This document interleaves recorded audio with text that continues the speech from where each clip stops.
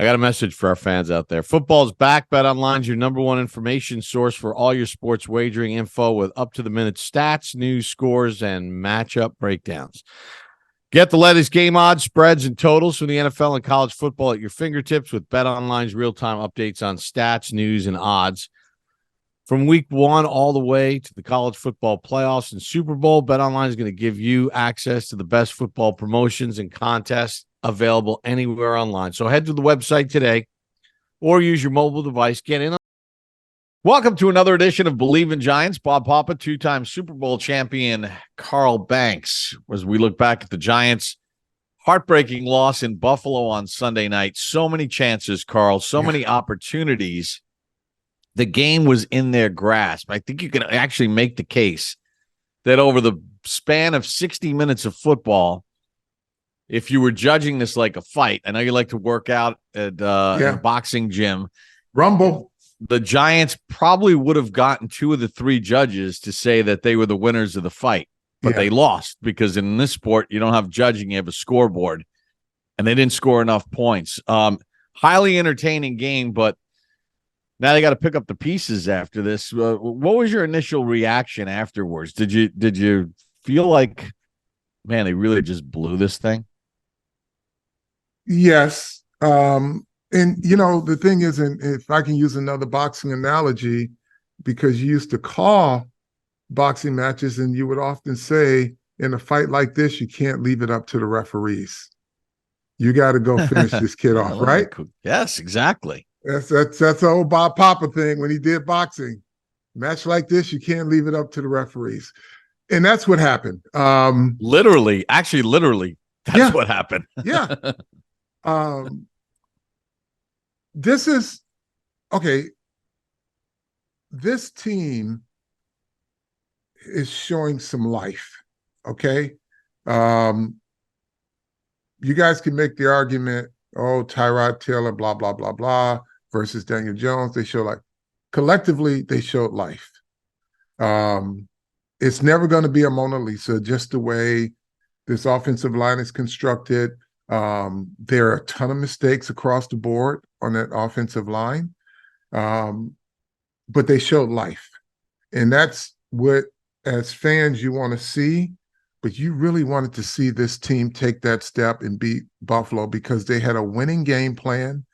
From an effort standpoint, if anybody who thought this team was lifeless, you got to rethink that assessment because Wink Martindale was in his bag. This defense played lights out. The effort on the offensive side, like I said, wasn't pretty, but man, did they move the ball up and down the field. But then when you get in the red zone, you cannot fail. You've got to be able to convert. And that is probably the most frustrating thing that you'll see watching this team because they don't score points. And they're back to, or maybe even less than before Brian Daboll took over.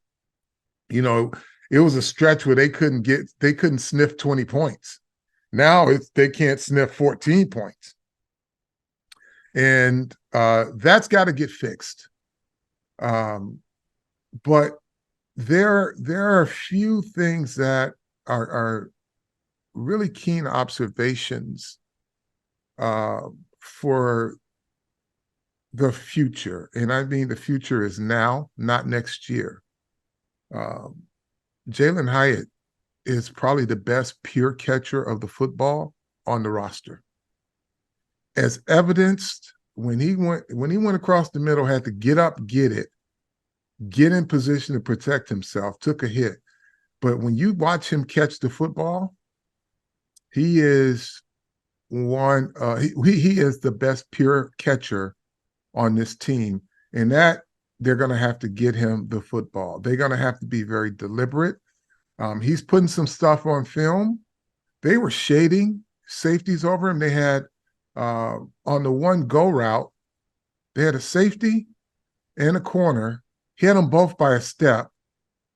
And Tyrod underthrew the football to the point to where it landed behind the guys covering him. So you got to anticipate with him. You got to lay the ball out there and let him go get it, because if you're waiting to throw the football, you're going to come up short. Right. So you got to throw it out there in front of him and let him go get it. But if you're waiting for that route, that ball landed 2 yards behind where Jalen Hyatt was. So you have that. And I'm kind of going into the positives a little bit. But you had a first half where you had a chance to score, come back out, get the ball. Bad clock management by quarterback, bad clock management by coaching. They're in it together, right? So whatever the communication was on the Barkley run, and by the way, Barkley, you got to get that in. Offensive line, you got to block your assignments. Even if they wanted the opportunity to pass the ball twice, for whatever reason, and well, we don't know the reason, but Tyrod checked to a run. Maybe he saw something. But in looking at the film, and I'm not being overly, or excessively critical, but looking at the film, if even at that run being called, if the offensive line blocked their assignments, it's a touchdown. So you had mistakes across the board. You had, number one, situational awareness. Even after that run failed, Tyrod was kind of lackadaisical, almost like he was ending the half and not realizing, hey, you got to score here. And then they told him, spike the ball, and then he kind of perks up again, and it's too late. Clock runs out.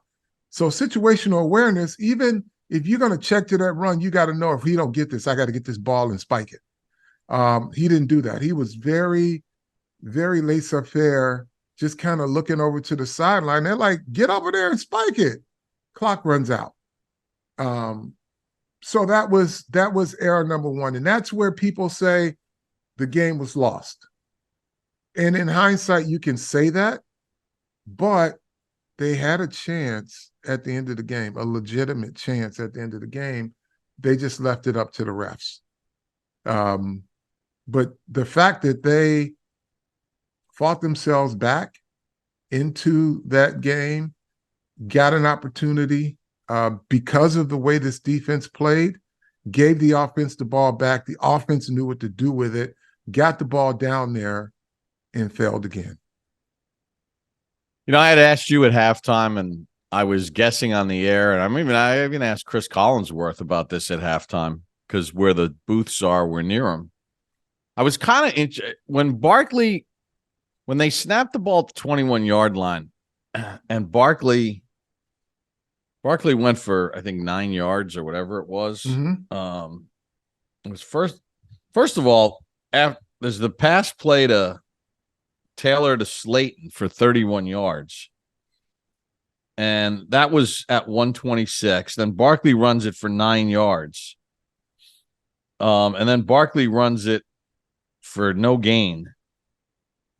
Like, they didn't run another snap until there were 30 seconds left. And they called a timeout with 30. I was curious as to why they didn't, once they got the first down, or once they got the 9 yards from Barkley, I'm surprised that they didn't either call the timeout sooner or be more hurried. I know they didn't want to leave time for Buffalo, but you also want to leave time for yourself. And yes, especially the way things turned out. But see, here's the thing I think that is driving Brian Dable crazy, because he has so many people on staff, and they go over all of these little things, and they are very analytic oriented in terms of clock management. So whatever their rationale was to stop it at 30 and not give themselves more time, he'll explain it, but I don't think they got the play that they wanted with that, with the clock starting at 30.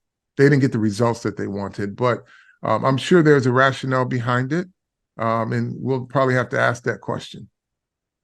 You know what? It's interesting because you bring up a good point because everybody keeps talking about, well, they got no points at the end of the first half, and that affected what happened at the end of the game. But if you look at it more realistically, if they score at the end of the first half, they take the lead with a touchdown or whatever, we don't know how the rest of the game is going to play out. Exactly. Right? So it's too simplistic to just say, oh, if they would have gotten at least 3 points at the end of the game, they would have only needed 3 points. Well, you don't know what Buffalo's going to do, right? Correct. There's 30 more minutes of football. Yeah. Buffalo may have decided to play differently. If the Giants are scoring more points, maybe Buffalo opens it up a little bit more because they were playing to their defense too, figuring out the Giants can't score a touchdown. So you're 100% right. You can't go cause and effect. The bottom line is the Giants got the ball back after a missed field goal with 1 minute and 25 seconds and drove the ball down the field and had a chance to win the game, and they didn't. And that's the bottom line. In hindsight, everybody can go back and look at first quarter miscues. There are a ton of plays during the course of a game that in hindsight you can say contributed to a loss. Well, yeah, you wanted to get the score, and yeah, it probably would have helped you, but you still got to play the second half. The game wasn't won in the first half. You help yourself if you score, absolutely.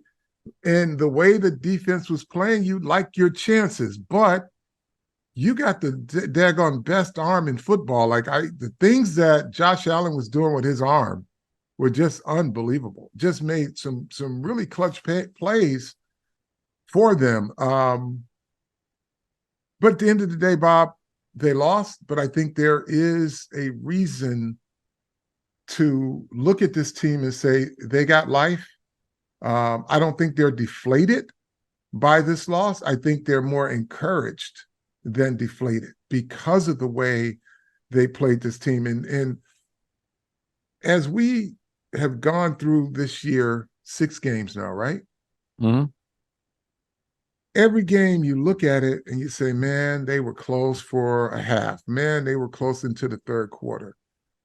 And you saw them, and Coach Dable talked about getting better in increments, right? They were incrementally better in the areas that they needed to make plays. They didn't finish. But you're not looking at the same thing that you saw for 6 weeks. You saw an improved defense, and you saw an improved offense. Both have to get better offensively. They just got to capitalize on opportunities because the end of the game situation, Darren Waller, it's no disputing he was interfered with. 6'6", got the defender by about 5 inches, got to make it. I said it on the air, and then I pulled it back a little bit because I saw his jersey being tugged. Not a knock on him, but this is, as my coach would say, a guy with your skill set and abilities, you can make that play. Simple as that. Play above the numbers in the game. It hits you, make that play. And then the referee probably calls a penalty after you've come down with the football. But I can't kill him for not getting it because he was trying to get it with one arm. But in the game, a guy with your skill set and ability, make that one for us. That's what I would say if I were coaching. That's why for us. That's why he was brought here. I mean, He was brought here to be a difference maker, and you got to get off that hold sooner. Well, it's hard to get off of it. Like the guy's tugging his jersey. Foul back. Yeah. I mean, you don't think Kelsey's getting off that grab? Sometimes he can't get off them either, but he does a better job of acting and getting the officials' attention. But, I mean, it is what it is. Well, I'm going to give Darren Waller a shout-out. Because after the game, and he is a very stand-up individual. Yep. Mm-hmm. After the game, he could have just whined about the fact that he was clearly held. He was being held from the minute he came off the line of scrimmage. He was fouled through the entire play. And why the official didn't throw a flag, I don't know. What, you can't throw back-to-back flags at the end of the game?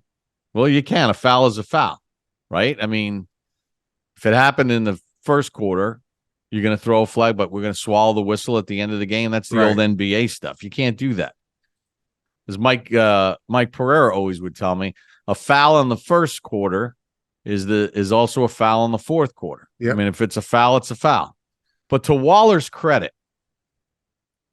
and he could have just sit there and complained afterwards about, what do you want me to do? How do they not throw?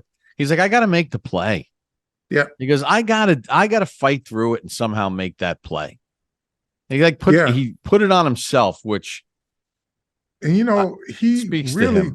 really did put it on himself, because he sat in front of me on the bus to the airport. And as soon as he sat in his seat, I was like, dude, how did the ref not see that? He's like, what play? I was like, the last play. He's like, I don't even know if I got interfered with. I just know I should have made the play. And I showed him the video, and he's like, oh, wow. He was, he didn't even know. He was more focused on his lack of execution more so than the guy that was guarding him. And that's the right mentality. You just got to make it. You know what I mean? But, the record is what it is. We're not sugarcoating that. But there is progress, enough progress for this team to feel good about itself playing the next division rival. Because you got a lot of things addressed. All of a sudden, and we have such a reactionary sports fan base, not just Giants, but sports fan base, to where Mike Kafka and Brian Daboll were no longer good play callers as of a week ago. How'd they get dumb from last year to this year? Well, listen, this is, and I'm gonna give our fan base and the NFL fan bases some grace, because what we hear on morning television, sports morning television, is utter bullshit for dummy idiot consumption, and they're playing you guys like idiots. Yesterday, the question was raised, and they want to raise it legitimately. If Mike McCarthy lost to his old offensive coordinator last night, should he be fired the next day? What fucking world do you live in? But they put that up there, and they play you fans as idiots so that you can start talking about things like, oh, Daboll and Kafka, they can't even call plays for today's NFL. They're pretty fucking good play callers when they didn't have good players. And now you get to where we are today. A week ago, they were trash. This week, they were in their play calling bag. So don't buy all the narratives, folks, and be independent thinkers. 2 weeks ago, Kayvon Thibodeau had no explosion. Then he comes back, 2 sacks. You don't hear that anymore. And then it's, oh, well, Kayvon Thibodeau is shit at the point of attack. You couldn't be further from the truth. Watch the game, because there's a guy or two that'll post one clip out of 60 plays he plays or 40 plays he plays and say, see, he got blocked by a wide receiver. Happens. But the play where the big fight happened? Mm-hmm. You know why that fight happened? Because Kayvon Thibodeau, speaking of point of attack, for those of you who don't see how he plays on a play-to-play basis, on that particular play, that fight started because he took a fucking offensive lineman and drove him over the pile. Took him, manhandled him, pushed him over the pile, and that's when all the melee started, because all the other Buffalo Bills were coming trying to get him. But that's point of attack, folks. He had a tackle that outweighed him 20, 30 pounds, took him, drove him over the pile. So that's point of attack. Can Kayvon Thibodeau be better on the perimeter? Yeah, but that's a technique fix. I talked to him. I'm not his coach, but we talk every once in a while. And I said, you're going to have to change to a different technique, play an outside shade all the time. The coaches are not going to be mad at you if you're in a 9 and you continue to make plays. They would like for you to, vary, but if you line up and you protect the perimeter, you're going to be okay. He'll get to that. But let's not swallow this narrative, folks, that the kid is not good at the point of attack. That's one of the things he's really good at, right? And oftentimes he's having to take on tackles and not tight ends. So just bear that in mind. But let these things play out, because 4 weeks ago, Micah McFadden was a waste of time, right? And I told people he's closer to being a good football player and a productive linebacker in this system than not. And the reason I said that is because Micah McFadden knows how to find the football. And when he's more decisive, and my biggest gripe with him was his tackling. I'm like, you run your ass off to get to the football, make the tackle, because you get there. You know how to get there. Bobby Okereke was a wasted free agent pick. Last 2 weeks, he was responsible for 2 of the biggest plays of the year for this Giant defense, and got in another play with pass defense on Sunday night, yeah, that prevented a touchdown. So, and he forced the fumble that McFadden recovered. That's what I'm saying. He got an assist on the interception, the pick six, and then he got forced a fumble, and Micah McFadden recovered it. So let's not buy into the narratives, folks. And I'm not telling you what to think, and I'm not telling you how to have an opinion, but have an informed opinion. Watch the entire game, as opposed to the 4 clips that somebody posts up there because they want you to see what they want you to see. Right. Well, there's the narrative. Well, if Daniel Jones is healthy, maybe Tyrod Taylor should be the starting quarterback for the Giants. Yeah. Okay. They scored 9 points in the game. Let's remember that. They came into the game averaging 11 points per game offensively. If you take the Pinnock interception out, it's 11 points per game. Yeah. They scored 9 on Sunday night. So their average got worse on Sunday night. Yeah, but he looks better. He looks better at not scoring points. But we love Tyrod. Tyrod's the man. He's my guy. But have at it, folks. There's obviously more involved than that.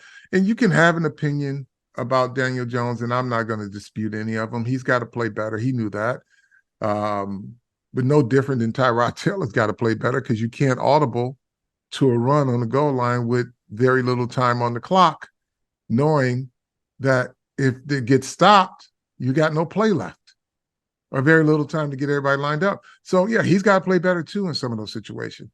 He missed Jalen Hyatt on the go route, which is a walk-in touchdown, but he underthrew the football, right? So there's enough of opinions, and I don't have a problem with those types of debates, but when we get into this area of baseless conversation or food for idiots that they feed you guys on TV sometimes, you got to be careful with that. When somebody says that they fire a coach if he loses to his offensive coordinator in the middle, not in the first half of the season yet, you got to ask yourself, why are they doing this? Because they want you guys to talk about it.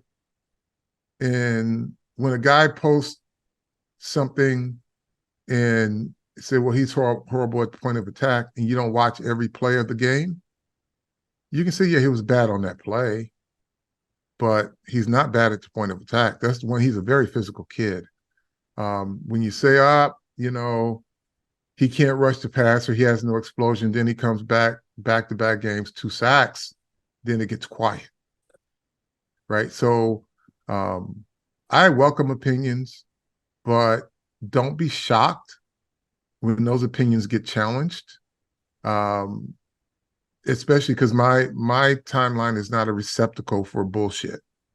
right? When you start throwing it out there, and I have to ask you, um, what's your basis for that?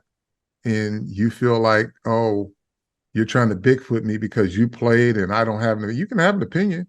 I can ask a question about your opinion, just like you guys.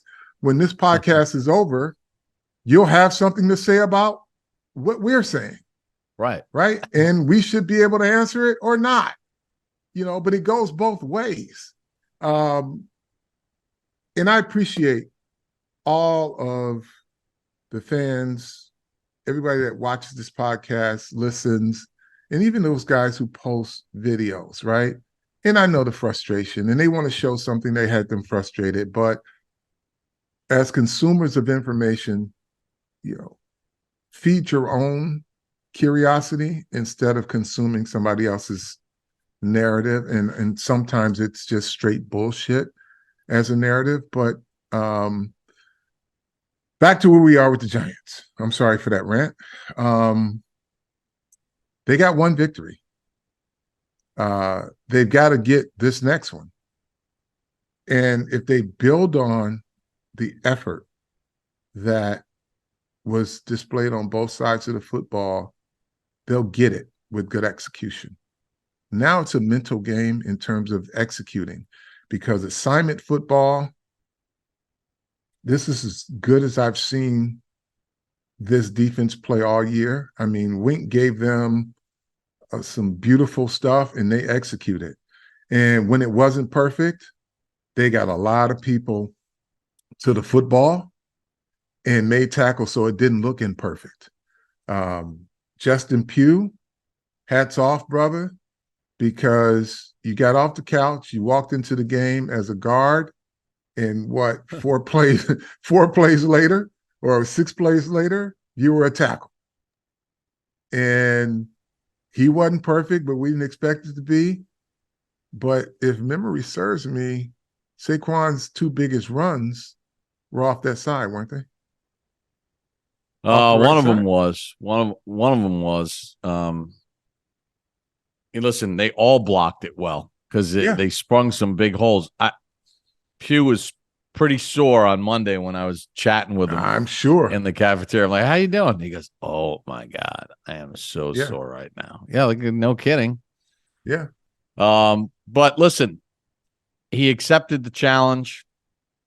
Hopefully everybody accepts their challenge. The one other thing about this that I was thinking about is, maybe bought the cheese a little bit myself, but I started thinking about when you have a franchise that is perennially bad as a football team and you've drafted as poorly as they've drafted in the past and everything else, mm-hmm.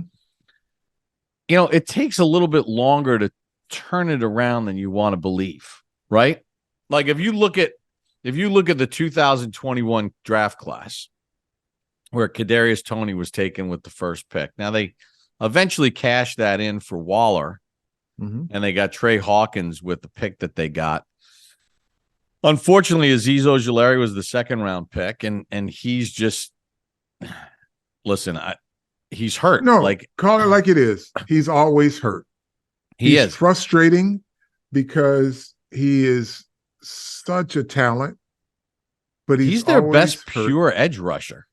I mean, he gives them juice, and I again don't know his threshold for pain. Don't know the severity of every injury that he gets, but he gets them, and he gets them often, and he misses games. And when he misses games, they miss him. That's a guy where you draft him high and think he pays dividends. Right now, you're probably saying he probably should have been drafted lower drafted lower because he's not going to be available, but you'll take what you can get. Right now, and it's not his fault, but he kind of holds them hostage in terms of what they can do in the pass rush. Well, not hostage, but he's good. When he's on the field, he's freaking electric. He's good. He's good. And everybody's better as a result of it. Well, of course, he makes Kayvon Thibodeau a better player. Sure. So he's on IR. He was the 2nd-round pick. Aaron Robinson was the 3rd-round pick in that draft, so wait, and been. let me stop you there. If Azeez Ojulari is on IR, the ankle injury is serious enough to put him on IR. So I'm not saying that he's faking injuries, because it's severe enough to put him on IR. It's just frustrating that he gets injured so much. I'm sorry, go ahead. Aaron Robinson was a 3rd-round pick. He's never developed into a player that, oh man, he's a frontline starter for us. He's on injured reserve. We're on PUP. Ellison Smith's no longer on the team. He was a 4th-round pick. Brightwell was a 6th-round pick. It gives you special teams. He's a heck of a special teams player. And Rodarius Williams is a 6th-round pick. He's not on the team. Like, you can't really go 0 for a draft. Yeah. Well, like, it's ground you got to make up. So they had a good year last year. They had a weak schedule. A new system came in. Right.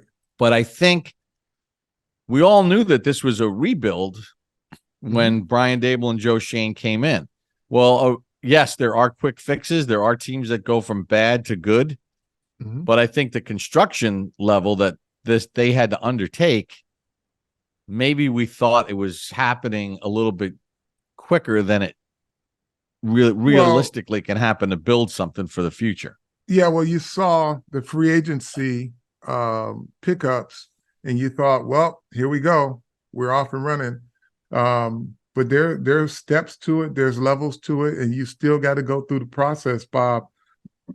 Even in quick fixes, they ain't that quick. There are some pieces that have been laying around that fit, and then you start to add other things. But again, there's a lot of football to be played. There's a whole division to be played. Let's see where it comes out, because the effort that I saw Sunday night is going to be plenty good. It's the execution right now is where we are with this Giant football team. I think everybody knows that this offensive staff can game plan. Again, now you have faith. Defensively, you see that they got some energy. And they moved Leonard Williams to end on some plays too, and he was quite disruptive. So they're moving guys around to get them, more advantageous. The energy level is winning. The execution is not. So thus, this is now a mental and assignment football initiative for this team now. They have the confidence that they can make plays.